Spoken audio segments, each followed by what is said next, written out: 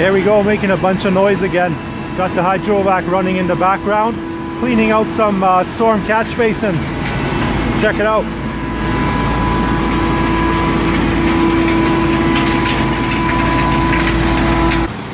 Now we're gonna go through the whole entire complex, every single catch basin, and then flush the lines right into the manhole, flush all the mains, and extract all the debris before the city connection.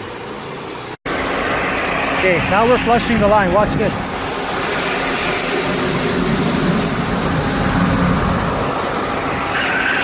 Okay, that's what we call storm sewer catch basin and manhole cleanup.